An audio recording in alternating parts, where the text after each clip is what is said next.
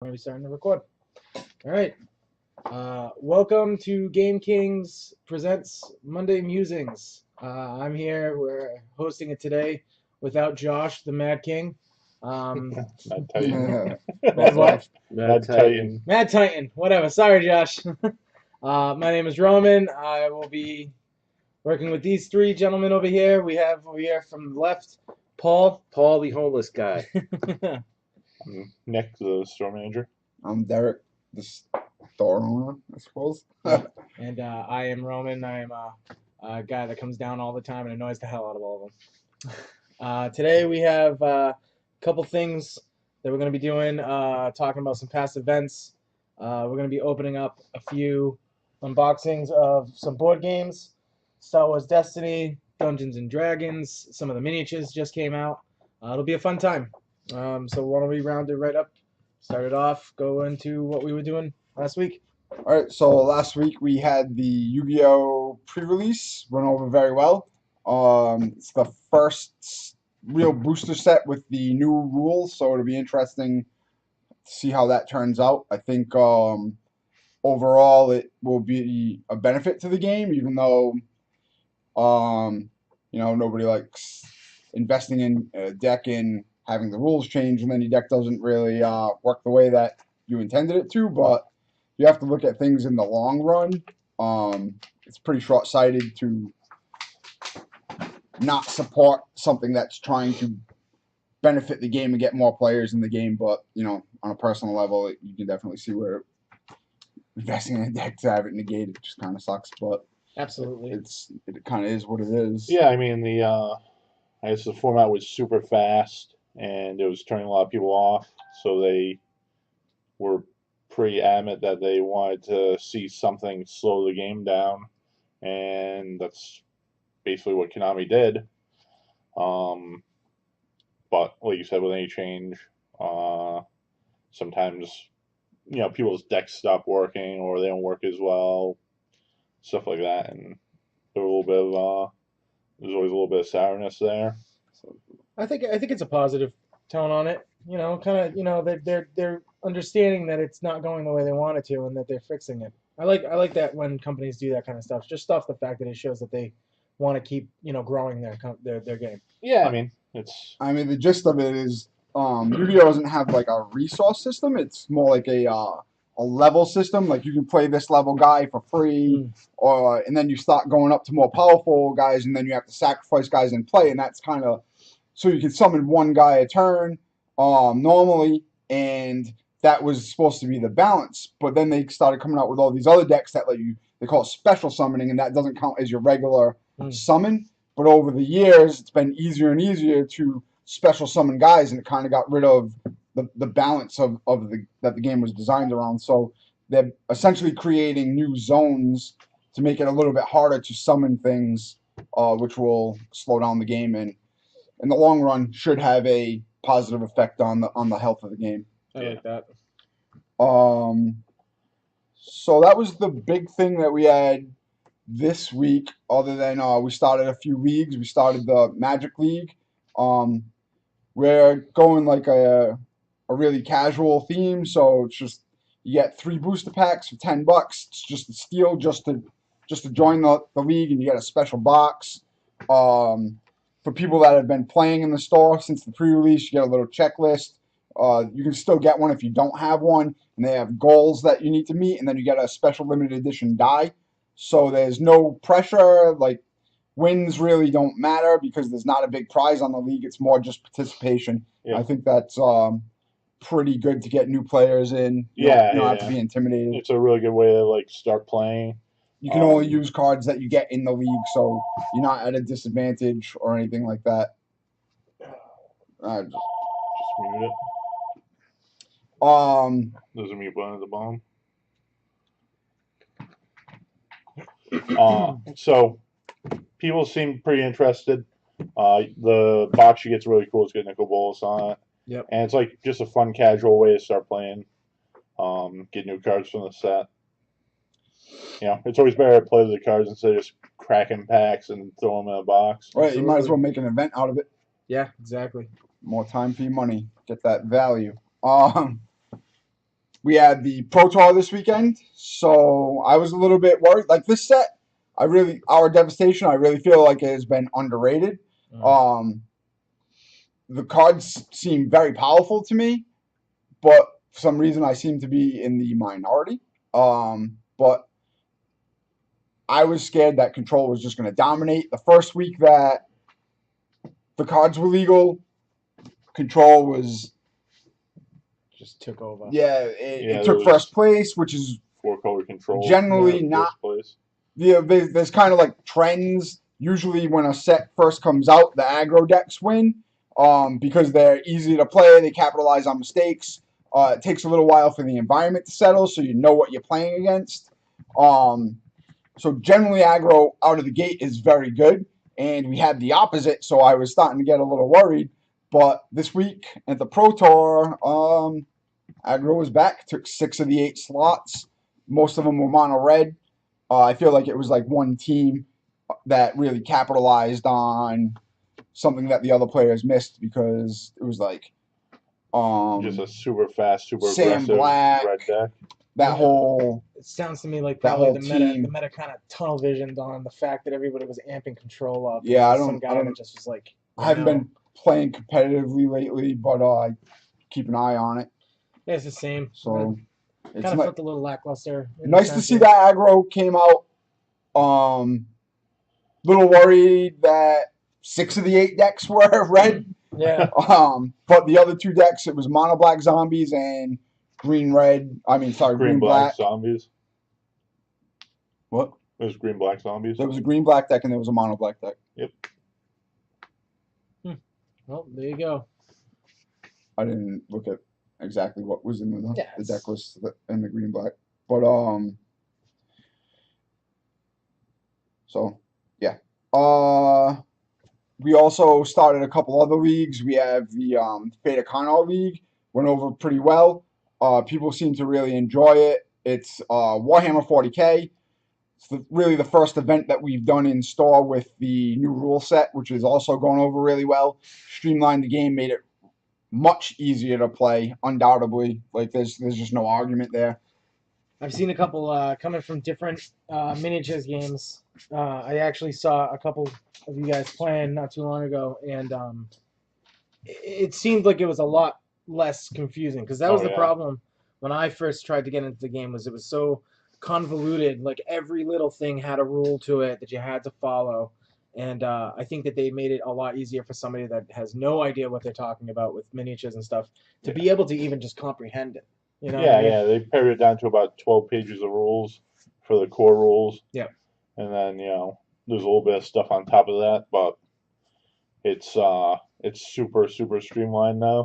Yeah, I like the way that they created the rules for a lot of these miniatures, how they're like rehashing a lot of them just to kind of keep with the times, allow people that haven't been playing for 30 some odd years to get into it.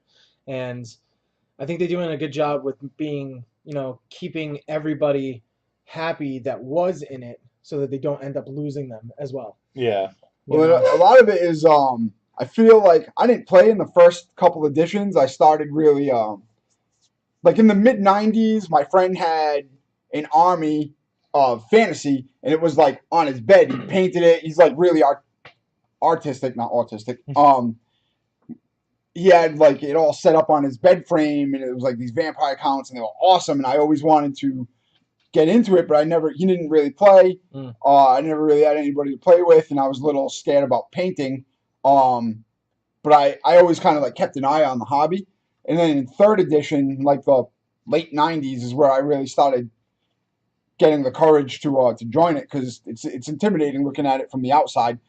But from what I've read, the first couple editions were not nearly as like convoluted as it became. It just kind of kept evolving, and it just became really convoluted and hard to play. And it was just like an effort. You need a whole library just to play a game. Yeah. And they got to a point where they just weren't attracting new players, so they had to strip it back down. So in a lot of ways, it's going back to its roots, I feel. Just a little more common sense, a little less. It's good. It's good because it's less is more. Yeah, exactly. Because like coming from I used to be just a strictly Magic player and stuff like that, and then some past stuff happened, and I kind of dove into miniatures because I've always been interested, like you had said. I've always been very interested in doing it, but I never was able to actually dive into it until recently. Yeah. And there was one time where me and a friend of mine bought the old 40K starter edition. Forget what edition it was, but it for 2.5 hours we were trying to figure out the rules, and we were just like, we don't even know how do we start. Yeah, Like it's just like it was so much packed in at once. And I took a nice little scan of the new one, and I was able to just quickly, okay, this is your movement phase, combat phase, shooting phase, all that stuff. It was great, super simple. I like it. If you haven't checked it out yet, check it out. It's definitely fun to get into it right now. Yeah. It's like, having been in the military, in some ways I appreciate the little nuances, but when you want to play a game, like, it's just too much. It was just too much. Like, every little thing. Like, it puts me in a weird spot because, like, I understand why it's there, and it's, like, more real in some ways, but at the end of the day, when you're trying to play a game, you just want to play a game, and it just kind of was unnecessary. Yeah, it's like with like Game Workshops, I think the fact that they're such a big company that I feel like they shouldn't have that much of a meat and potato package. You know what I mean? Just because there's so many people kind of looking at them, being like, "Oh, this is my jump off point," walking into miniatures. Well, the last few years, they've just really took a hard look at where they were and where they wanted to go, and it's been great being able. We got in, a couple years before the big change in strategy, I guess, and I've had nothing but good interaction with them. Good. And since they've just made the game more enjoyable to a wider audience, it's just been great. Really, I'm very happy with the direction that they've gone in. So the league's really cool. We structured it so it's an escalation league, so it'll slowly go up in the amount of points you use. Yep. So it's a good place for people to come in and learn how to play. And then branch off from there. Yeah, so basically you only have a few units at first. It's less to build. We always have, pretty much in every game that we support, we have armies that people can use if they want to try out the game before they make an investment. Really, we just want players. The games will build itself from there. We're not trying to push anybody into buying things. I would much rather have somebody use one of my armies than have the army sit there and not be used. So if it's something that you think that you're interested in, come down. We're more than happy to show you how to play, and like, I really don't care if you buy anything or not. Yeah. And the league's also cool because this is a worldwide event. Everybody that's playing this league is reporting the results, and it's going to influence the actual storyline of the game. It's literally the fate of Kano, which is a planet or planet system. It's a planet system that's is up to be possibly blown up or possibly not. Depends on the players. I like it. Yep. I like that idea. I like it a lot. Yeah, and you get promos every week. There's like a goal, and you get like a promo card that you can use. It gives you a special ability if you want to pay some command points, which is essentially a currency. So yeah, you get stuff just for playing, just for showing up every week, and it has a global outcome storyline. So it's been really, really cool.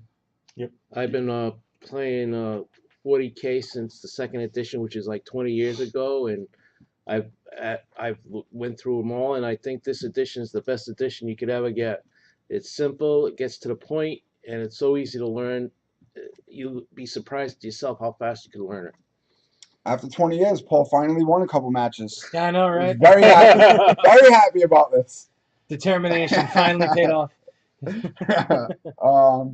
Yeah, so we had that. We've been playing a lot of Blood Bowl. That's probably like my little pet game right now. It's fantasy football, actual fantasy football, orcs and elves, and you name it in there. I just really, really enjoy the game. It's like sports and fantasy all in one, so it hits all those things that I crave. Some teams are all about scoring, like humans and elves, and some teams are about just trying to kill stuff, like orcs and ogres. I like it. And the game's really cool because some teams just really stink and people are fine with it. It's all about like just trying to win. Like it's one of those games where like goblins, they are really bad. They're bad, but people still play them because if you can win a game with them, like that just it just means so much more, and it's just fun playing them. Like you get like these trolls and they throw the goblins down the field, and it's funny. But it's got like a lot of teams that are just like flavorful and in an effort to win with, and it really means something if you can actually win a game with them. And then they have teams that are like really good, and they have a whole bunch of teams in the middle, like vampires. They're like really cool, but they have to drink blood from a teammate, otherwise they go wild and they might attack. They might run off into the stands and try to kill a human in the stands. So it's pretty random. They can be really good, or they can just completely mess you up. Yeah. But it's fun. And like you can come up with your own team names. You name your own characters. There's like an actual season where like your guys gain abilities as they gain experience, or they might get killed and then they're just gone. If you pay like a bunch of in-game currency for like this star player and then he just dies, kind of sucks. But it's just like regular football when you hire like Tom Brady and he gets injured and then he's just out. So it's pretty cool. I just really enjoy the game right now. Very happy that came out.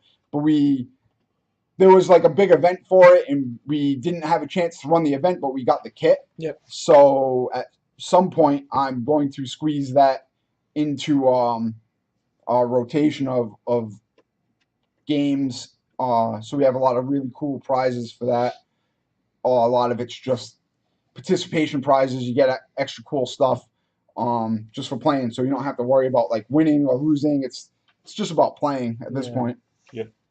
That's in all honesty, that's just for any game though. You're more concerned. The money will come once the player base is here. Right. You know what I mean? Just get in here, get into any of your local game shops, play the games. Give it a shot. If you're interested in it, at least try it once. Yeah. You never know unless you try it. And if you guys join this campaign for the planet system corridor, you can try and save the Imperium from getting crushed by us Chaos people. So we have a couple new releases coming out this week. We have the new Pokemon set, Burning Shadows. Pokemon's been doing really well for us lately. Ever since we really got the official stamp for Pokemon League on Sundays, we've seen a lot of growth. There was always a lot of interest, but since we got like the actual league going, it's gone over really well for us. Yep. Beginning of September, they're actually doing a full rotation. They're doing their yearly rotation. So if you're ever interested in getting into Pokemon, right now would be the best time to kind of start doing your homework. The rotation's shifting out some really, really strong cards that have been in there for quite a while. Shaman EX is being pushed out. Same with VS Seeker. So basically with that game, they're actually pushing basically the way the game works out. And we are kind of trying to figure out exactly what we're capable of doing this time around. Used to be where VS Seeker would drop all of your trainer cards into the graveyard, into your discard pile like normal, and VS Seeker will fish them back out for you. So if you used it or if you discarded it, you could just grab it for whenever you needed it. Now the only thing is that card's being taken out. Now you have stuff like Tapu Lele, GX, which gets it out of your library. So you only have like that one chance. Now what we're thinking is the format's going to be shifting towards like putting in a ton of the same trainer card to make sure that you consistently get it. Yeah, exactly. And yeah, we'll find out. It's ever evolving, and the way that they push out all their cards so quickly. It's once every 3 months that they bring out an expansion. Yeah, cards. Generally, collectible games come out once every 3 months, give or take. So it'll be evolving a good amount within the next month or two. Rotation is actually like a fun time. I love because it's like everything's new. You can brew. It's so nice. You don't have to net deck. You brew. You could be the one that actually comes up with the crazy. Yeah, you can really capitalize on. Exactly. I really like that. on a good idea But that nobody's expecting. League's been going good on Sundays. If you want to play, come down and join the league. Yep. You get promos just for playing games. We're trying to work into the schedule, but some of the local players have been asking about potentially doing a draft night. I like it. I like So it. we're I've figure actually out never the, drafted Pokemon, so I think that'd be interesting. Yeah, we're gonna figure out the draft format and see what night the majority of the players can come, and we'll probably start doing a Pokemon draft night. I'll be excited for that. And then we got the okay for Robot the Crash. pre-release How you in doing? the next set, so that would be super exciting. Yep. Being able to host a pre-release, that'll be the first I like Pokemon it. one for us. So I think that's it for our new releases. Yu-Gi-Oh! Upcoming The events. Well, yes, of the duels and Yu-Gi-Oh! actually releases Right. on Friday Yep. too. We'll have a win-a-box tournament. Is it this Saturday? This Saturday at 3 p.m. So that's $10 to enter.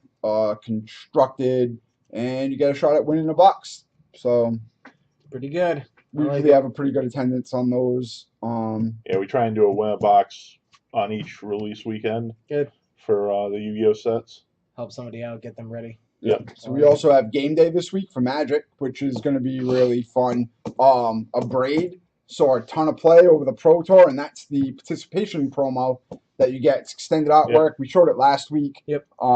So I think probably the first time in a while that they gave a card that Actually was viable Yeah, in like, the format. they Yeah. they always look participation, nice. Yeah, like, it's Yeah, they always look nice. they always It's look just- nice, but I mean- and they've given some like cool cards, but one hasn't seen tournament play in like a long time that I can remember. yeah. I'm sure there was one, but What made Dryad Militant start a little bit of play? I don't know. But that was what, Ravnica? I don't even remember. Return to Ravnica? So that's pretty cool. And the promo, the top 8 promo is the Lifelink cat, right? Yes. Yeah. Yes. No, yes, the Double Strike. That's it, Strike Double cat. Strike. So The one that has Eternal I Eyes. don't recall the name, but it looks really cool. It's something Pouncer. And Thorn Pouncer or something cats like that. are always a popular tribe. Now, It's it's crazy how quickly that came about when they realized how many cats actually were around. It's funny that well, the Egyptian theme Yeah. kind of Yeah. like brought it to a new level. But there's definitely been players that collect cats and such. Yep. So I also think that I don't know if it's been confirmed, but the rumor going around is that cats will be a tribe in the new commander decks. Oh, no Yes, kidding. that's good. Okay. They spoiled the first cat card. No kidding. Nice. That So- makes There you that go. cat card even a little more. So we know that I was desirable. gonna say, two yeah. of the commander decks come out in August. One's going to be Tribal Dragons. One's going to be Tribal Cats. Very nice. So if you aren't busy, you want to come check out game day. You can win a play mat. They're always like super cool.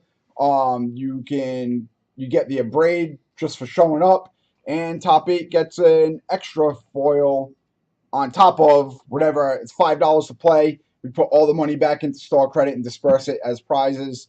So there's tons of goodies going around, and we'll have that on Saturday and Sunday at 1 p.m. Yep. And pretty much every store will be doing it. So, if there's a store closer to you, you should go check it out if you're interested in Magic. It's a good time to get in. Yep. It actually is a good time to get in because the decks are Relatively cheap. I mean they're as cheap as they've been in a very long time. Yeah. So playing any game competitively is not cheap if it's got a collectible nature and it's not a board game. And that's just the way that it is. But the competitive price is the lowest that it's been in just years. Years, actually, yeah. So Because, I mean, back in, like, let's say cons, for instance, it was super expensive because you were getting the fetches. Right. With it. So the Yeah. fetches really shot prices up. Right now, in Standard especially, there's not really a large amount of stuff besides, like, fringe cards that are maybe played in Modern, maybe played in Legacy. It's a good step-off point. And that's, I like the fact that they didn't put something that people sought after because it allows for the newest of people not to have to spend, $700, $800, $900 on a deck that's viable. Yeah, this we're is, looking at like $200, $250. Exactly. Definitely a really good time to get in the standard. you know, you can build up to it too. You don't have to go like there's certainly minor tweaks that you can make, and it will Be bring better. down. Yeah, it'll bring down the price of the deck at the cost of a little bit of efficiency or power. But there's certainly things that you can do, and you can capitalize on good plays to make up for it if that's really what you wanted. And they will Exactly. also be having a rotation in September. Yep. Which a lot of the cards that are expensive are going to rotate out. So It's gonna become even less expensive. Get in Yeah. now. Get in now before Um, everything else raises. It's just an awesome time.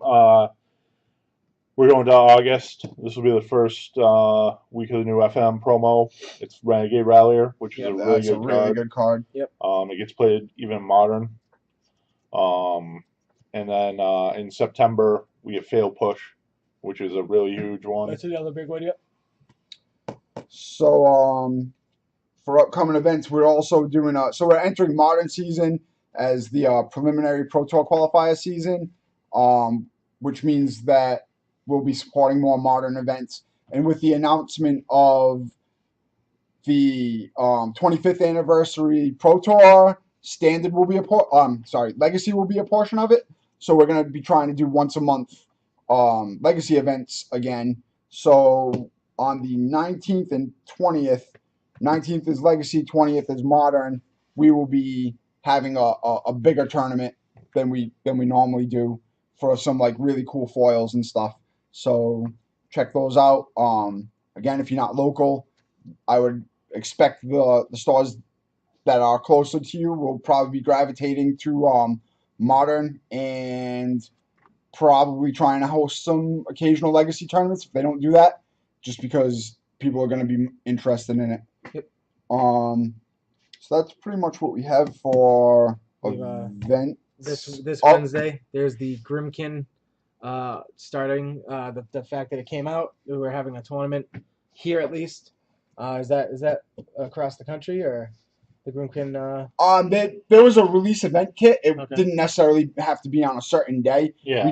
We have our group of players comes in on Wednesday. We have a super solid group.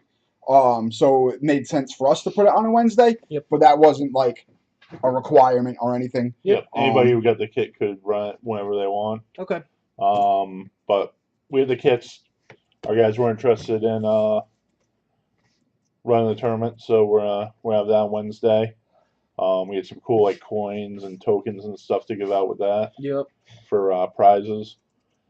So we have that on Wednesday. Also this Thursday we're gonna kick off Star Wars Destiny League. So we'll be talking about that. So we posted our event schedule up on Facebook. We have copies all around the store. We're going to be printing extra copies for people to take if they really want to take one. But that leads me to pretty much our last really big event for Star Wars Destiny. We might as well start. We'll give this one its own little shot clock because it's kind of an unboxing too. Let's do it. So All right. Star Wars Destiny. Here we go. 30 minutes on the clock. This game is made by Fantasy Flight Games, which is a really top-notch game board company traditionally. They make a lot of living card games, which are card games that you buy as a set. You don't have to chase booster packs, which is great if you want a side game, but you don't want to have to be buying booster boxes upon booster boxes chasing cards. So the very nature of it means that because you can just get a whole set, the cards can only get so expensive.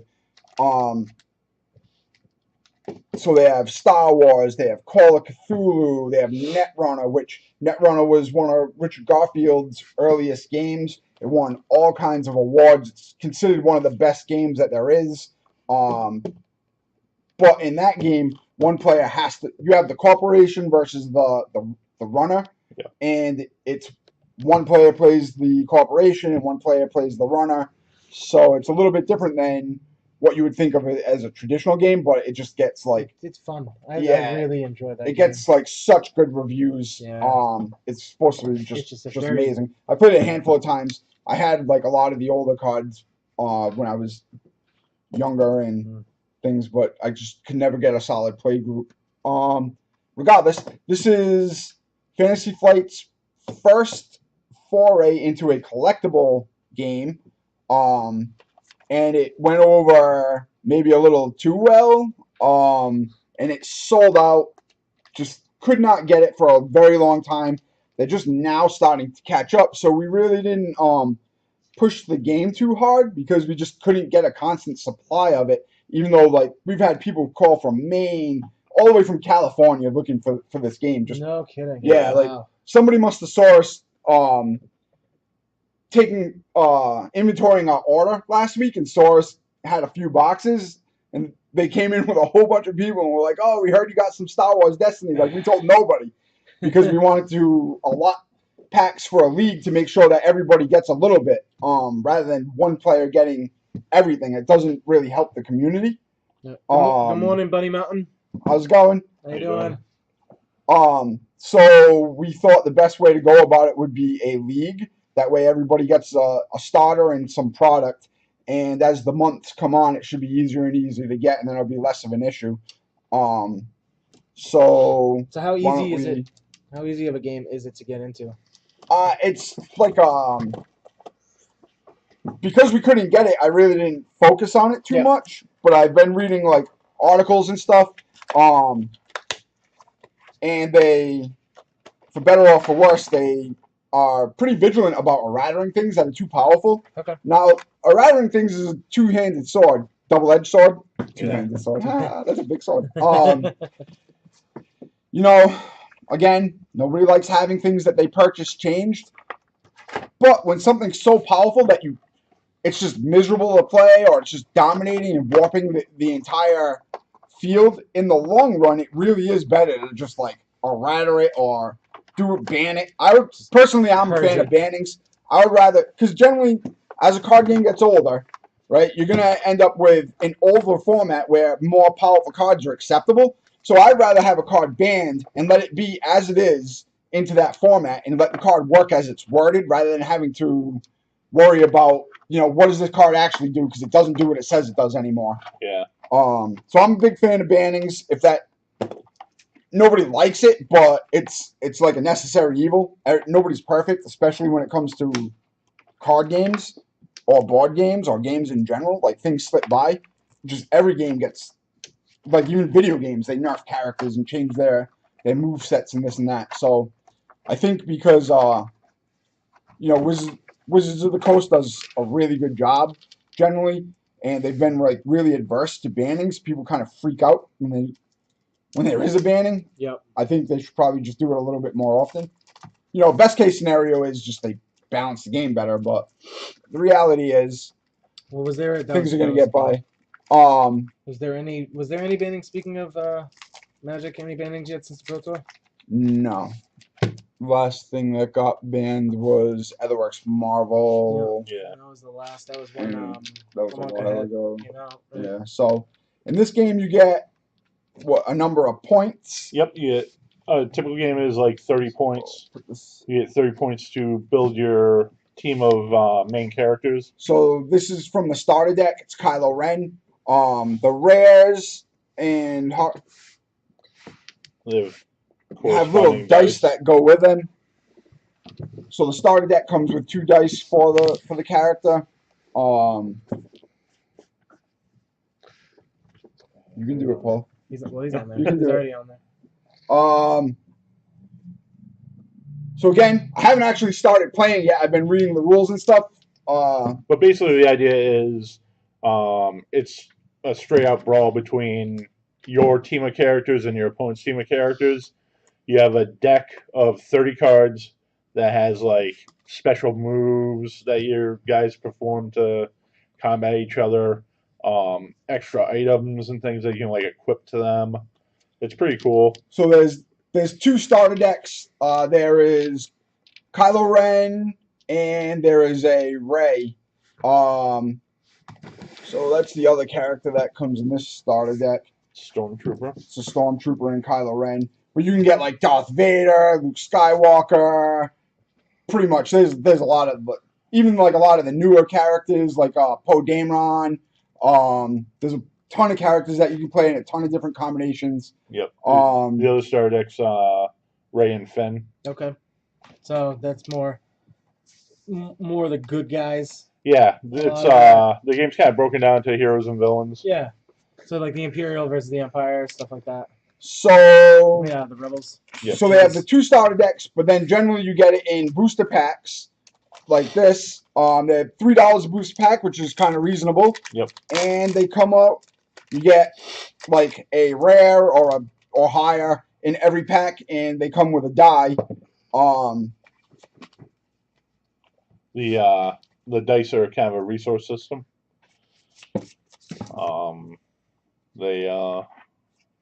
So it just goes to show, like, this is great for new players because we don't even really know how to play. I just kind of wanted to show the product while we had it.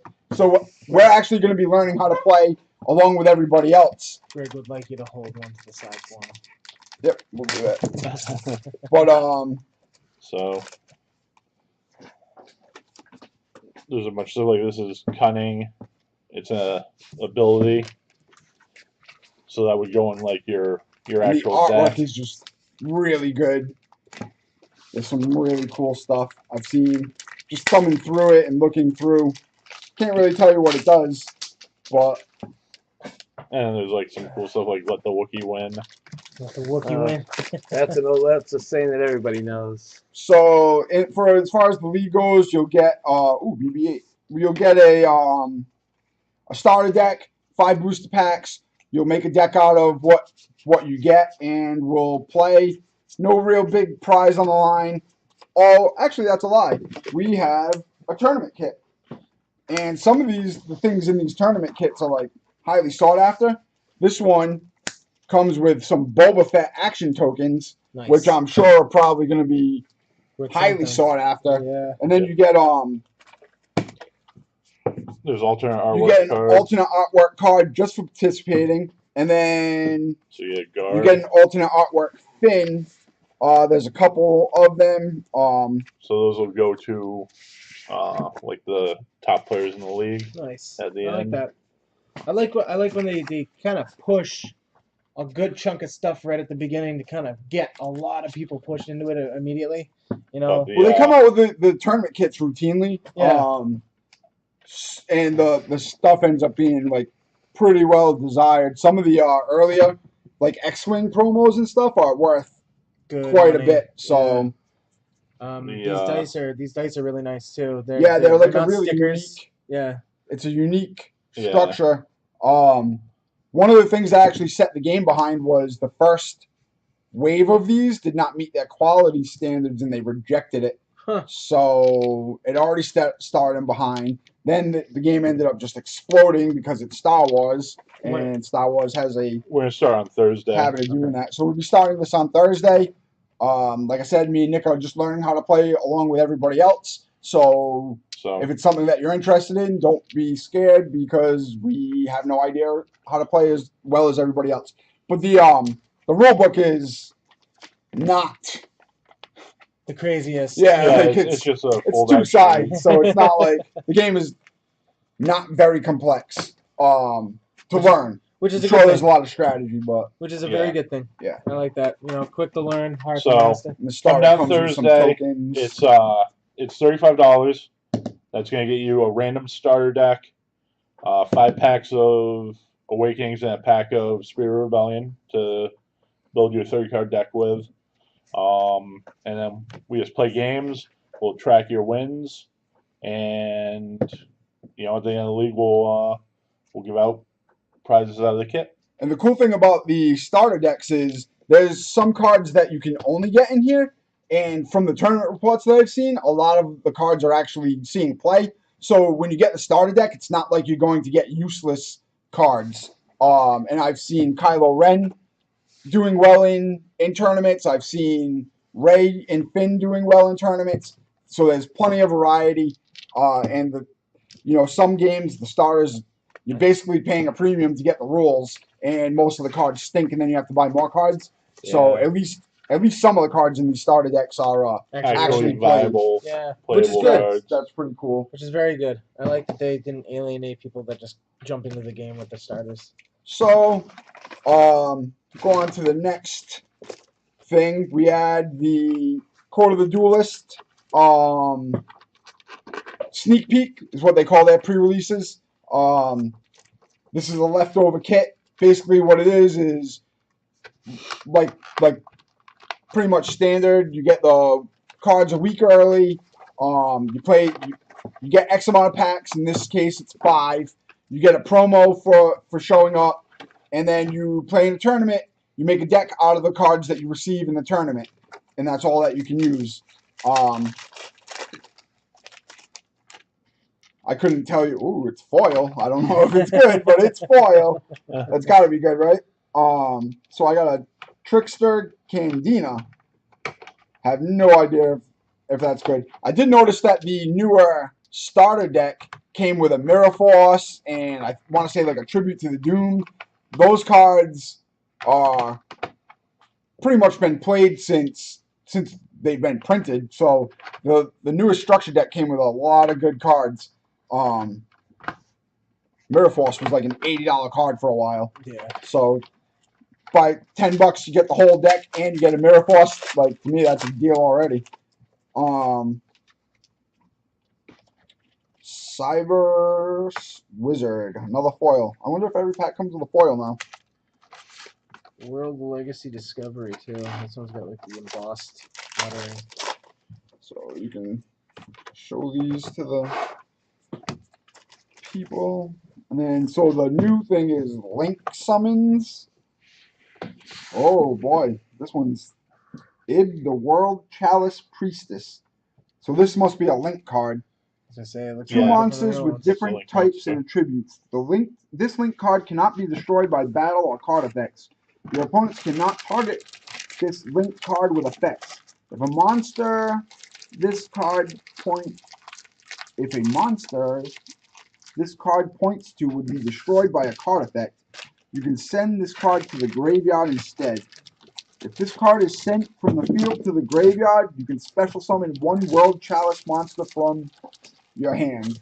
So, I haven't played Yu-Gi-Oh! In a few years. I'm not really... I'd be lying if I pretended what that meant, but, The basic gist of the Link monsters is they have these arrows that turn on the summoning zones for special summons. It's basically, that's how they're slowing down the game. You can't like just on turn 1 dump your whole extra deck onto the board. Because in order to special summon into a zone, you have to have a show them this card, Paul. Link monster with the arrows turning on those zones for special summonings.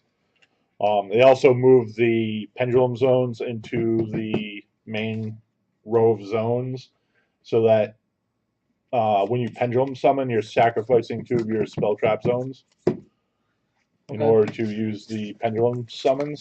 We'll have to. Which just is- like, So you have, basically in Yu-Gi-Oh! You have a limit to how many cards you can have in a zone, so it looks like you get a foil in every pack. Either that or I'm the luckiest guy in the world. I have a feeling that you get a foil in every pack. So Nick's not afraid to pretend he knows. that set will be out at the end of the week also. So we got 2 pretty big releases coming out. The other thing that came out last week is a new D&D mini set. Role playing in general has been doing really well for us. We've had a lot of uptick. We generally have a lot of interest in role playing, but we don't have too many people that are willing to actually run an event, or a campaign. Paul runs one on Thursdays Thursday. at 4. We have one run by our friend Noel on Monday, which we all play in. Yep. Well, us 3 play in. And there's been a group on Wednesday nights that every so often will be coming in for their campaign Yep. as well. Yeah, we have another group that's been coming in on Wednesday. Huge resurgence since. Occasionally, not as often as we'd like, but occasionally we have Pathfinder on Sunday. We'd like to get somebody who's a little more consistent in, but we have what we have. So if you're interested in running an event, even if it's not something that you've done before, we're more than happy to work with you to get that going in the store. We want to see more D&D events, but this one is Tomb of Annihilation. I'll let Nick explain this one because it's essentially a continuation of an older So campaign. one of the most classic adventures in the history of D&D is called the Tomb of Horrors. It's like a legendary killer dungeon. And it's one of the most iconic adventure modules ever written for the game. It came out back in the first edition of D&D. So what they're doing now in September is they're coming out with a new adventure called the Tomb of Annihilation, and it's something of a continuation of Tomb of Horrors. So the basic gist of it is that the Tomb of Horrors was built by this evil wizard lich named Sararak, and the basic storyline of Tomb of Annihilation is that somehow Sararak, after presumably his defeat in the Tomb of Horrors, survives and transports himself to the Forgotten Realms, which has become like the default setting for D&D 5th edition. And is that where the Nick Squatch transcended from? I don't know what that means. He knows what it means. He knows well what it means. So he transports himself to the Forgotten Realms and essentially builds a new tomb for himself, the Tomb of Annihilation. This is, I think, going to be a really cool story. It takes place on the continent of Chult, which is like this land of like primitive tribesmen, like kind of Mesoamerican style. So there's like Coatls and Nagas and stuff, and dinosaurs. So what is it? The next Magic set? Is it it's actually kind of cool because kind of goes hand in hand with what's going on over there too. It's almost like they're owned by the same company. So weird. But the first product that's come out for Tomb of Annihilation is the mini set. This is one of the boosters. I like it. I've you know, what's funny with D&D is I've been around it for so long, but I've never actually sat down to play a campaign of it. And 5th edition's really helped with that because we picked up a couple books, the guys that we play with at War Machine Wednesdays. Yep. And we've been thinking about starting up a campaign, and it's so nice to transition into it right now. It seems super easy. You know, like when I tried to do 3.5, I had to kind of have my handheld. Yeah. You know, and this one I was able to just kind of read and jump right into it and make a guy. Yeah, 5th edition is really great. It's pretty streamlined, straightforward. Oh, we know it exists, don't we? Yeah, something like that. He transcended. He was running from the horrors of the Annihilation Tomb. So this is the first kind of product available for Tomb of Annihilation. There's going to be a campaign book. It's going to be just like a super adventure that takes you from 1st level to 11th level. Okay.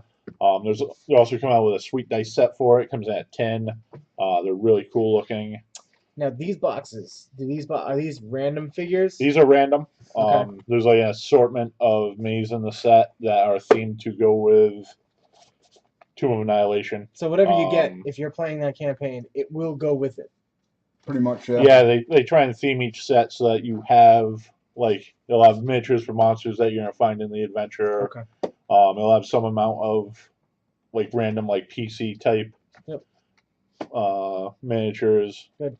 Apparently there's a Neverwinter Nights code in there, which I've not ever noticed in any of the other sets. So yeah, so if you must play be a the bonus. if you play the Neverwinter Nights game on your computer, you can get a code for some in-game items in here. Let's see what it is. All right, let's see what we got. So these go for $15.99. Generally, you get like a large figure, a small figure, and 2 regular figures. All right. So, It's 44 in the whole set. your sweet Neverwinter code. Does it tell you what it is? Oh, you have to put in the code. Yeah. Yeah, you put in the code. Another cool thing that is launching for D&D 5th edition is D&D Beyond, which is like a compendium, character builder. Like there's a whole bunch of different tools to make running and playing the game easier. So this is like a super good time to get into D&D. What we got here? Valindra Shadow Mantle. So this is like she's like a wizard chick. Yeah. Is that a Pretty character? cool. Looks Yeah, like that's an a character. Looks oh no, it's not Elven. She's wearing a hood. It's hard to really. Well, that's presumably going to be a character from Tomb of Annihilation. Oh man, we had a dinosaur. Oh, it's a Velociraptor. Jurassic Park fans. We had another small one. What is this? A kobold or something? What are you? You are. Oh, it's a Vegapygmy. Anything? They're like little plant little creatures. vegetable pygmy people. Yeah. And the big figure is really cool. It is. Is it? It's a Nikoloth. It's like some kind of crazy sword wielding demon. Ogre with wings. That's what it looks like. It looks like a Gamora god with wings. It's pretty cool though. I It like looks that. like, what is it, Malforith? What's the big demon from World of Warcraft? Malfurion. Yeah, Malfurion. It looks like a small version of him. Yeah, kind of actually. It looks like a lot of things. This guy's probably like a mini boss. I guarantee. So, Probably one of the bosses of 32B. I wonder what 32A is. It must be a different sculpt. I noticed that in the last couple of sets they've been Does it have a? they'll have different weapons, and that'll be like ABC, different weapon types. So this guy probably has at least one other weapon option. Yeah. Is that the mimic or something? I don't know. It's, it's a Modron. That looks like a lich. Modrons are that's the main bad guy of the story. He created the Tomb of Horrors and the Tomb of Annihilation. I seem to know an awful lot about this. It's almost like you transcended from a scary place. So yeah, nice. that looks really cool. Come and get them so you're prepared for Tomb of Annihilation when that comes out in September.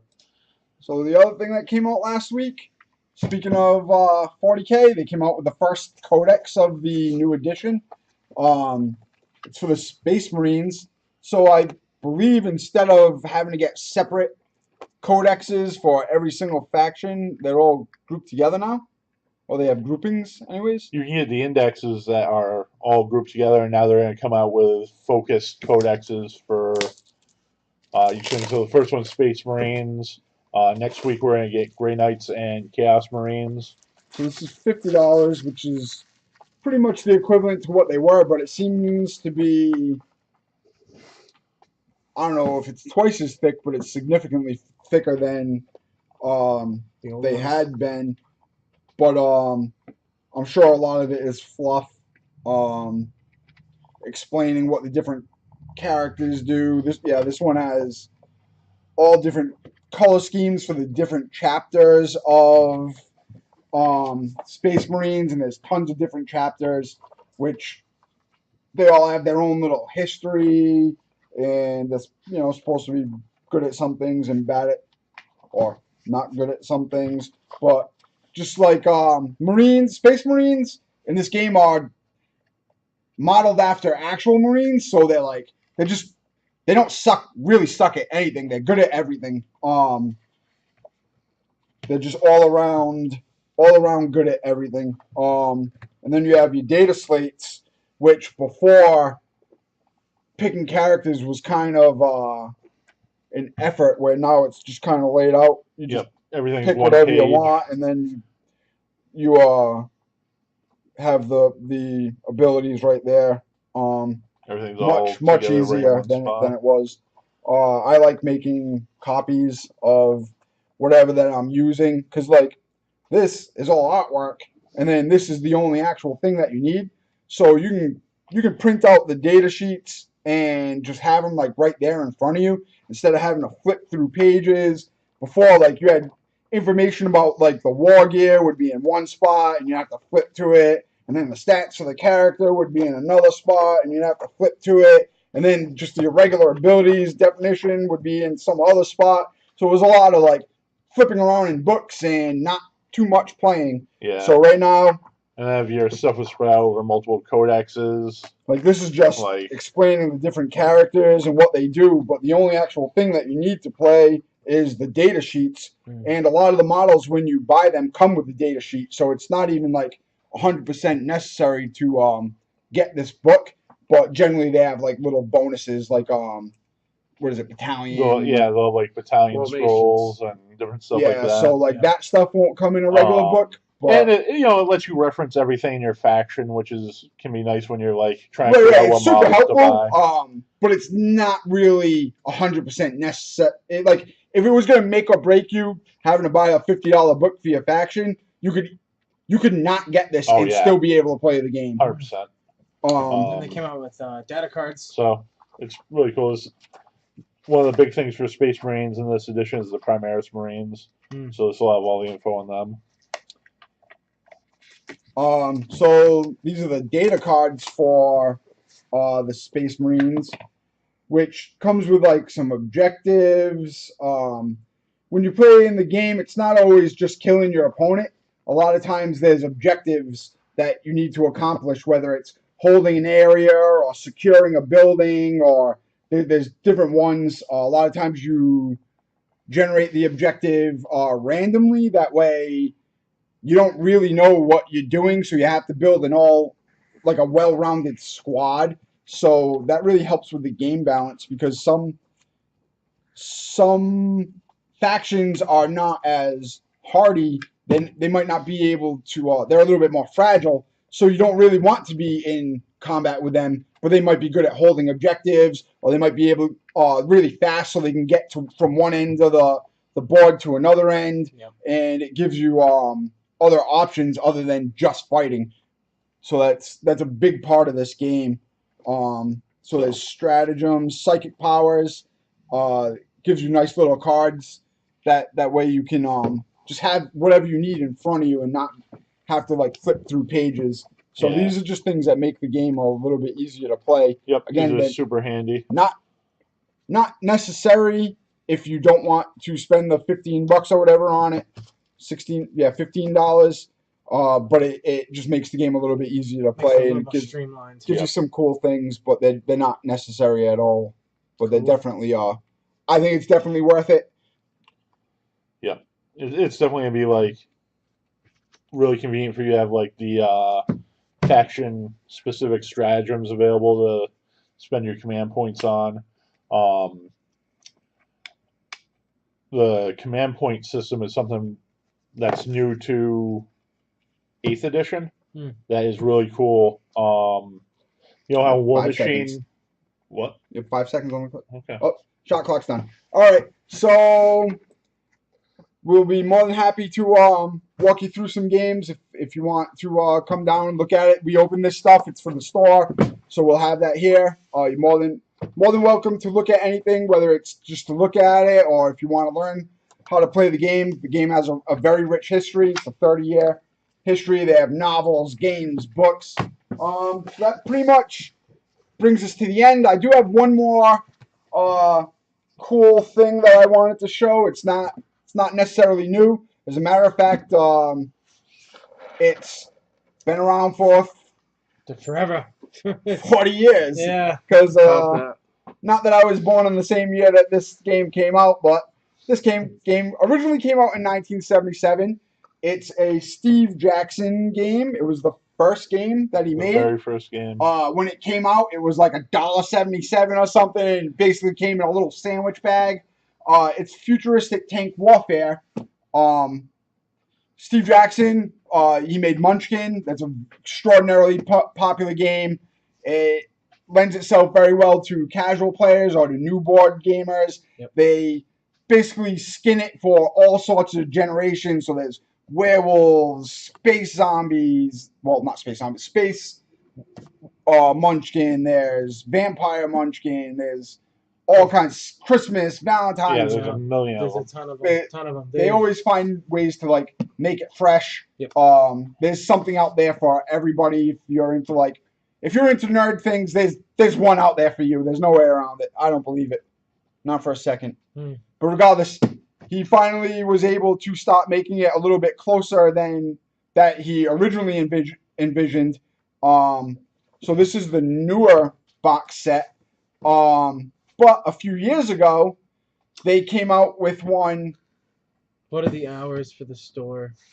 2 to 10. Mondays are 5 to 10. Tuesday through Friday, 2 to 10. And then noon to 10 on the weekends. There we go. So this is Futuristic Tank Warfare. This is the newest version. A couple years ago, they came out with a big box set, and they accidentally misquoted it. So they quoted it at $100 MSRP. There was a miscalculation, and for what they were planning, it should have been like a $300 game. So rather than raise the price, they came out with a Kickstarter to generate the extra funds, and they came out with them and honored their original plan. So we bought a few of them, and we have one left.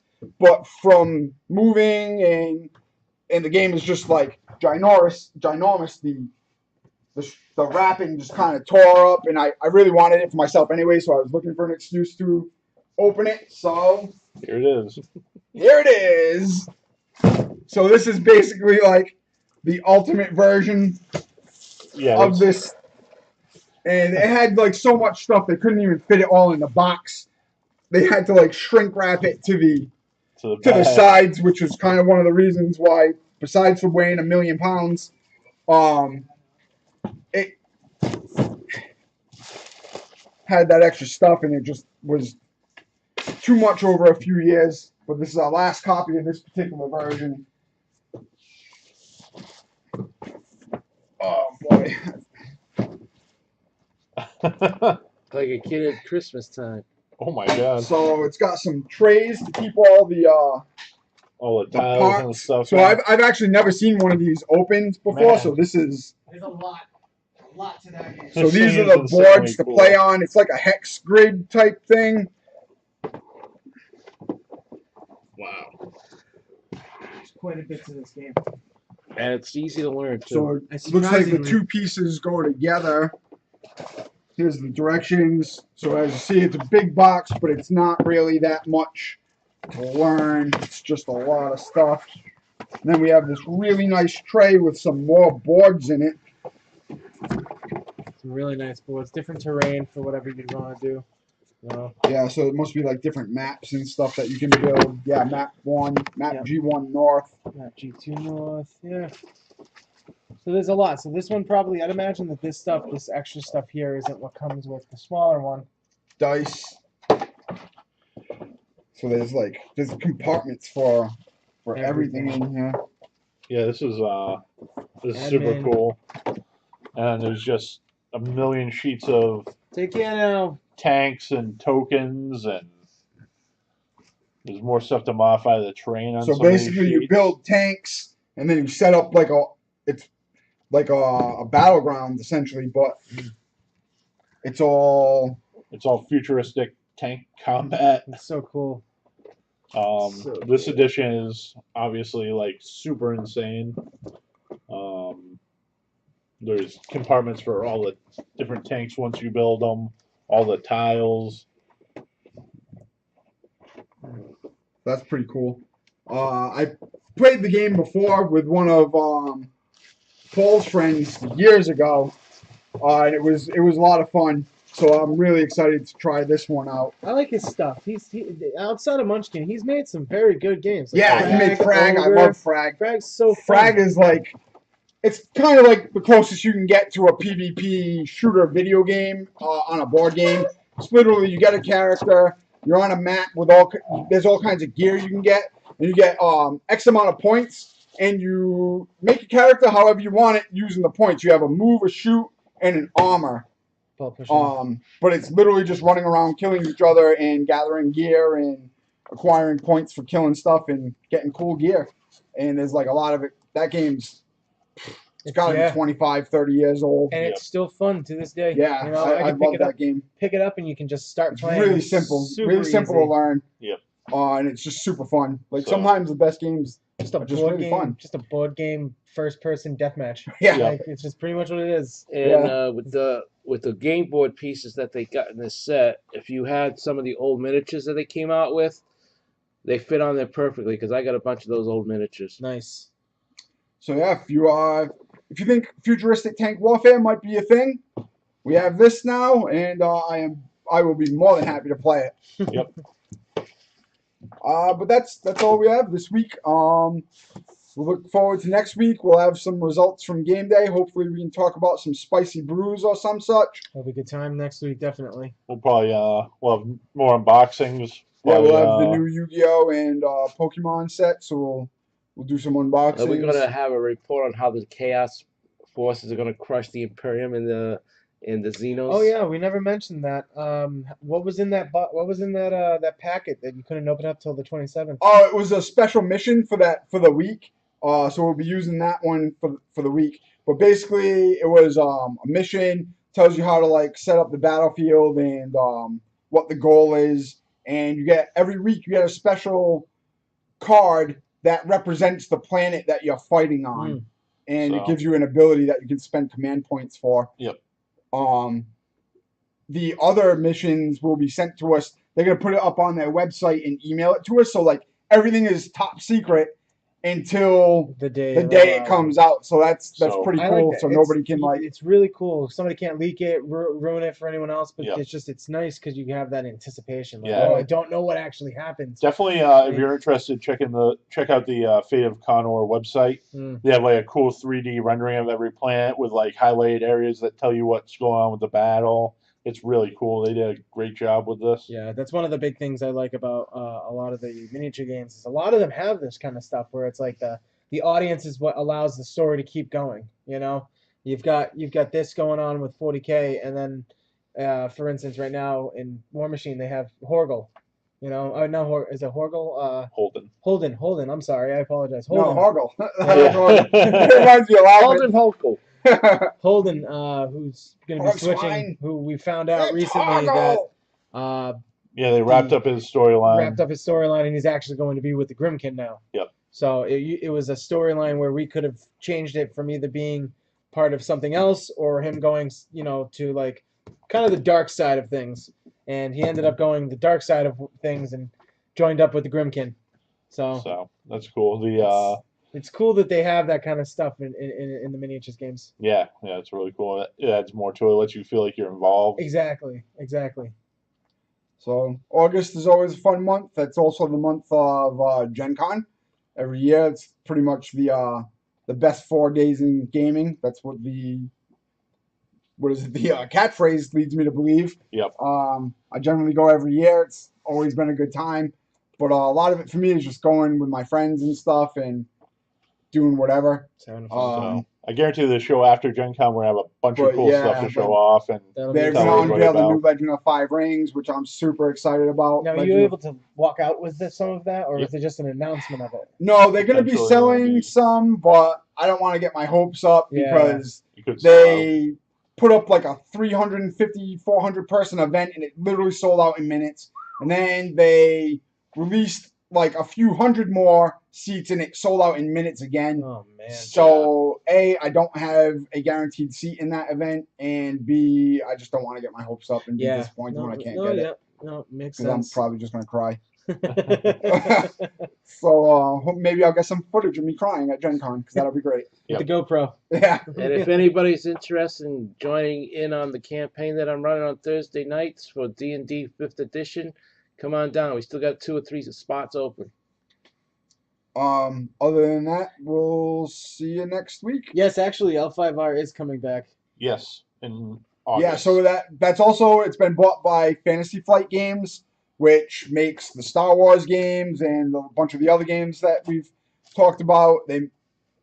They're primarily a board game company, and they just make like just great board games. They're super high quality. They're really, really nice. Um, they're just a really good company. So I have high hopes that this new Legend of the Five Rings is going to be great. It's going to be a living card game. Yeah, it'll be a living card game. So you buy it and you get one of each card or X amount of each card. Yep. And they're, from what I gather, they're starting it over from the beginning, but it's going to be their take on it. So it's familiar, but it's not the same. So everybody's going to relive it from the beginning in a new way. I don't know if I don't know. Nobody knows. Then that's why I'm going in August to find out. Right. Let's hope that, like you were saying last week, you were able to really kind of push where the storyline went with what you happened in the Right. games. That's they keep doing that. The game that started the storyline event. Yeah. Magic kind of copied. Magic had a loose storyline, but it wasn't like really following specific characters. It was more through just flavor text. Mm-hmm. But when Legend of the Five Rings caught on, Wizards was like, oh, maybe we should have a storyline, and that's when they kind of came up with the Weatherlight and stuff. But Legend of the Five Rings really had a deep influence on a lot of the games. It was hugely popular. Came out for more than 20 years until it got bought by Fantasy Flight Games. It was commonly referred to as the best game you never heard of. Yeah. Because it just had a huge following, but it was kind of like in pockets. It was very silent. It's very silent. I didn't hear about it until at your old store when you guys kind of started amping it back up again. Yeah. And it really is. It's one of those games that like you get into it and you get hooked. Yeah, I It's can't a really. very good game. Obviously, I don't really know how the mechanics are going to work for this new one, but I always regarded it as like the chess of games. It was awesome, but it was very, very like Yeah, very tense. Like deep strategy. Yeah, like there really wasn't any window to, unless you had a very specific card that said when this happens, do this. You couldn't respond to your opponent, so like you really had to think out how you thought the turn was going to go. And in battle, it was all or nothing. So if you lost your whole army, and your opponent really didn't lose much. So it would be devastating to lose your army. It was great. I played L5R, so you might see me with the new. It was a good game. Yeah. It was very, very good. So we're definitely looking forward to that. So keep an eye on that. It's gonna be like the end of August. And a lot of players here played. We're all looking forward. I would be hard pressed to say we don't end up with one of the bigger play groups. Oh yeah, definitely, I can't say we'll have the biggest play group, but we're definitely going to have a consistent amount of people. Yeah, my first store, we had more Legend of the Five Rings and Warlord players than we had Magic players. So that just it shows you. It goes to show you. That's another game that needs to come back. Warlord, yeah, hopefully. But that one's still owned by AEG. High time though. It's high time. But that's John Zinzer, the owner's baby. That game was based around some of his, or at least the villains were based around his personal D&D characters of a campaign that he ran. So the story is it's got a wild story, but it's really close to John Zinzer, so I doubt he will ever sell that property. And I spoke to him personally. He said at some point he would like to put that game back out, and it's one of my favorite games. But back to Legend of the Five Rings, I've always considered it to be the chess of games, because just knowing what to do, and it's just high risk, high reward type thing.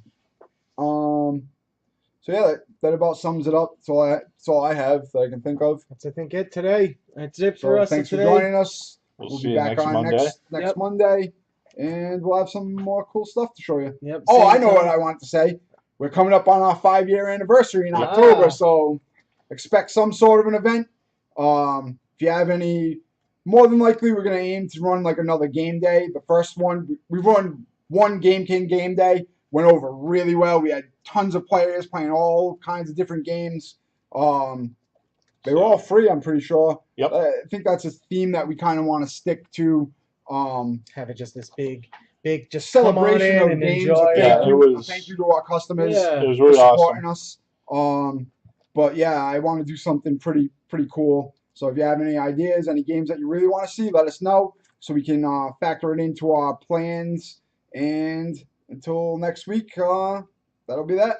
All right, I'm Roman. Once again, thank you for coming out. And again at the end, Adios. Paul, Nick, Derek, take care, guys.